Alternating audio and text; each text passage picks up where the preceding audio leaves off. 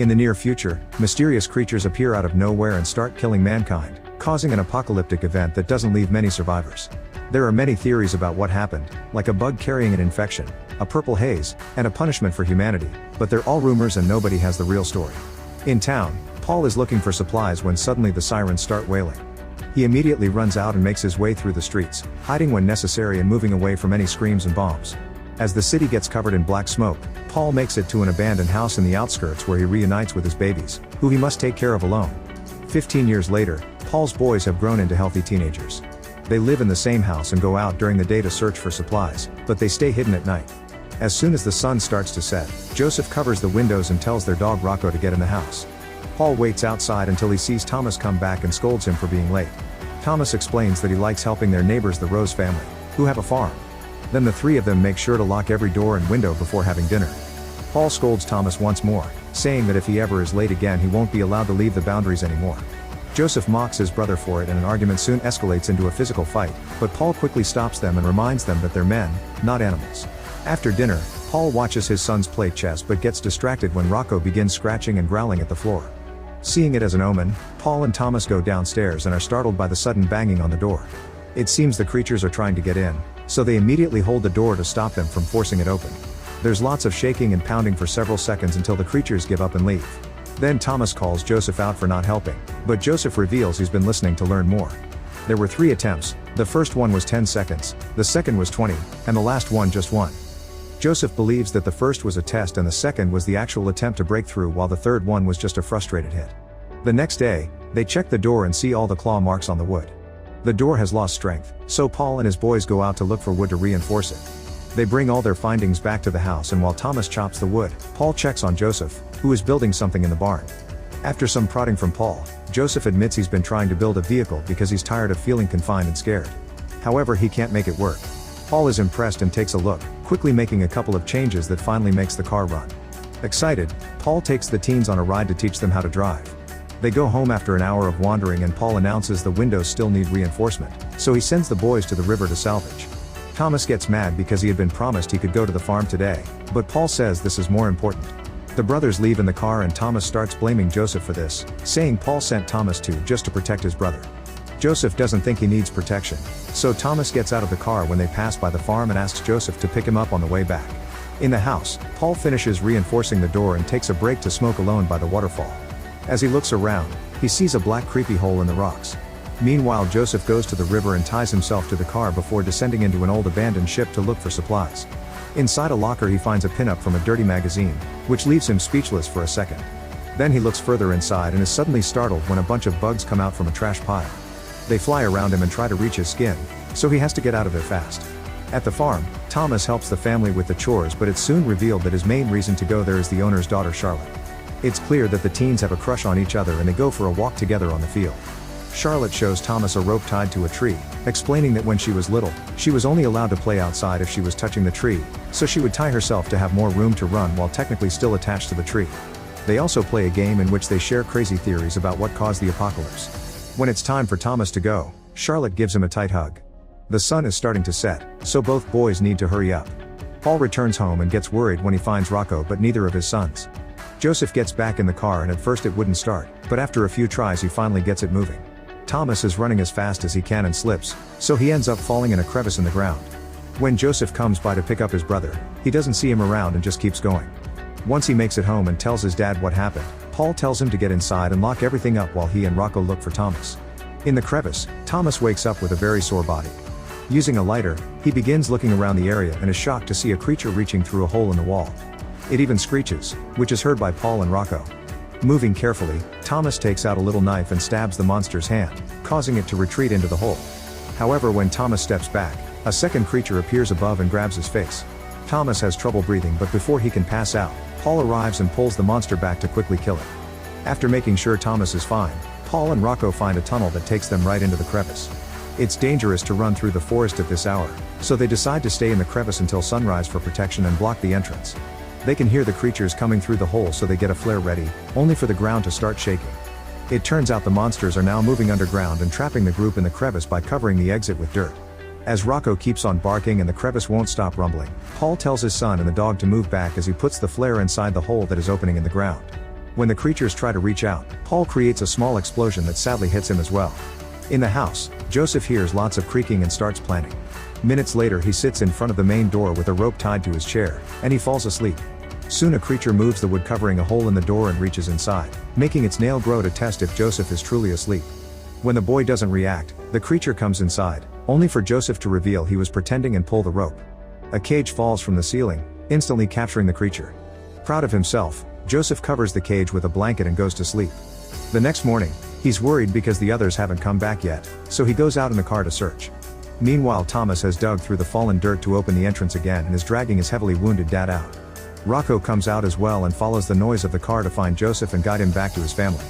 The brothers immediately work together to carry Paul to the car and then to his bed at the house. While they discuss how to proceed, Thomas finally notices the cage and looks under the blanket, which causes the creature to go crazy. Joseph immediately puts the blanket back, explaining that light hurts the monsters. Then they bandage Paul's wounds while Joseph explains that last night the creature took 8 seconds to come in, the shortest time yet. He's also sure there was a second creature that went away. Their behavior is changing too quickly and Joseph concludes something isn't right. Thomas points out that the creatures are smart. Last night they killed a bunch in the cave and maybe they came here for revenge, because Charlotte said they rarely go to the farm. Joseph doesn't think they killed the creatures, he thinks only Paul did it. To prove himself, Thomas tries to kill the creature in the cage. Joseph tries to stop him because he wants to study it, and in the struggle the monster comes out, quickly hiding under the bed. When it finally peeks out, Rocco starts barking at it, so the monster transforms to attack. Joseph rushes to hold it down and Thomas then cuts its head off with an axe. Still wanting to learn more, Joseph takes the body to the barn and starts opening it up while Rocco and a bunch of bugs watch. No matter how much he cuts though, he gains no further understanding of what it may be. Then Thomas tells him that they should take Paul to Charlotte's farm because they have a better house and actual medicine. Joseph doesn't think the roses will help him, but Thomas forces him to come along. The brothers put Paul back in the car and drive to the farm, where Charlotte's parents prove Joseph right. They don't have enough medicine to spare, so they refuse to take in someone hurt so badly. Charlotte protests, but she's ignored. However, her parents do agree to let Thomas stay, which would leave Paul and Joseph with more resources at their house. Joseph immediately walks away, and when Thomas follows him, an argument ensues in which Joseph blames Thomas for their dad's incoming death. Furious, Thomas pushes his brother to the ground and starts choking him, but when he realizes what he's doing he pulls back. Joseph immediately gets in the car and drives away with his unconscious father, so Joseph joins the family at the farm. Afterward, Charlotte shares some actual good food with Thomas and shows him some of her belongings, which Thomas has never seen before. The teens share a sweet moment and kiss, only to be interrupted by Charlotte's father, who sends his daughter to another room. On his way back, Joseph notices the sheep running in fear and mounds of dirt everywhere, which means the creatures are moving underground. When he makes it home, he sees a path of dirt near the wall, so he fears the monsters may be underneath the house. After taking care of his dad, Joseph goes to the barn and starts gathering objects to make a new plan. He also starts blocking all the windows, and as he moves around the house, he falls in when he steps on a carpet. There's a hole under it, so he concludes the monsters are already inside the building. At the farm, Charlotte finds Thomas snooping around the kitchen. He's still worried about his dad, so he wants to find some medicine and leave. Charlotte gives him the medicine and he thanks her with a hug as he promises to come back, unaware someone can overhear them. Thomas runs out, but before he can reach the gate, a farm employee points his gun at him, accusing him of stealing. A desperate Thomas tries to explain Charlotte gave it to him, but the man doesn't believe him. All the employees team up and take Thomas to the barn, where they tie him up and play some music to cover up what they're about to do to him. They grab Thomas' legs and a man gets ready to shoot them, but at that moment a hole appears under him and he falls, failing the shot. The other men run to check on him. At the same time, a creature jumps out of the hole. In the main house, Charlotte's parents wake up when they hear a noise. The father lights a candle to go investigate, only for a creature to get in the room and attack. The candle falls and immediately starts a fire while the monster jumps from the father to the mother, trying to kill them both. The father pulls it back and the mother runs out of the room to find her daughter, but the creature jumps on her before she can go too far. The monster shakes to transform again and starts puking all over the woman before striking. In her bedroom, Charlotte hears how both her parents are murdered. Once the noises stop, she comes out and is horrified to discover a trail of blood, which she follows until she finds the creature in the bathroom with her mother's body in its back. At the barn, the men are trying to fight off the creatures to no avail. One by one they start to get killed, and those who manage to get out are chased too as more creatures keep arriving. The barn soon catches on fire and Thomas manages to knock over the furniture he's tied to, breaking the wood to free his hands. At that moment a creature finds him, but before it can attack, it gets shot down by Charlotte. Afterward the teens run out and Thomas sees the house on fire. Charlotte explains her parents are gone, so they agree to go to Thomas' place. Back to Joseph, he throws a bunch of furniture into the hole, hoping to buy some time. Then he checks on his unconscious dad and kisses his forehead before getting ready to fight. The hole in the door suddenly opens, however it's just Thomas and Charlotte. Joseph admits he needs Thomas' help, but their conversation is interrupted by Paul finally waking up. He quickly takes the medicine and tells his sons to keep on fighting. Joseph shares his plan with the others and they gather all the gas cans they can find in the barn while Rocco keeps on barking to alert them of incoming danger. The group also moves an old freezer into the house. Next, Thomas and Charlotte begin reinforcing every remaining window while Joseph makes a pile of furniture and pours all the gas on it. On top, he also adds every explosive object he could find and one of his dad's cigarettes, which is slowly burning down. Suddenly the pile covering the hole starts shaking. At the same time a creature comes down the chimney in the room with Paul. From the hole another monster comes out and when it crosses a door, Thomas stabs it from behind. The creature immediately attacks back, but Thomas retrieves his knife and stabs it in the head, actually killing it now.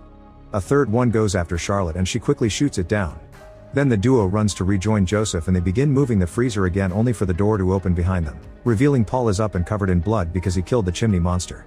Paul takes Charlotte's gun and starts shooting at the floor to hit the creatures downstairs. However, the horde is huge and soon it appears in the corridor, running towards him. Paul kicks the first one to cause some shaking, and the weight makes most creatures fall through the floor. A few monsters still manage to stay, but the teens run to kill them before they can hurt Paul, who is impressed by the trio's teamwork. Afterward the three teens and Rocco run to the freezer. Instead of following them, Paul closes the door and stays to buy them some time. The group hides inside the freezer while Paul remembers the day he held his babies tightly, telling them it would be okay. A new horde of creatures bursts in and Paul distracts them until the pile of furniture finally explodes, causing the whole house to crumble and catch on fire. The freezer starts rolling and keeps going for several minutes. When it finally stops, the teens come out and desperately search the debris for Paul, only for a creature to suddenly jump out. The group runs to the car and drives away as the monster chases them covered in fire. Charlotte's bullets don't do anything, so when the monster is close enough, she hits it with her gun and makes it fall apart. A few miles later, the group stops the car and looks at the stars, which they never saw before because they were always inside at night. The next morning the group returns to the house and decides they don't want to rebuild the same place. After gathering any supplies they could find, they bury all their loved ones and say a final goodbye. Afterward the three teens and Rocco leave in the car, hoping to find a new home in the farms down the valley. Make sure to subscribe and turn on notifications so you can watch more videos like this. Thanks for watching.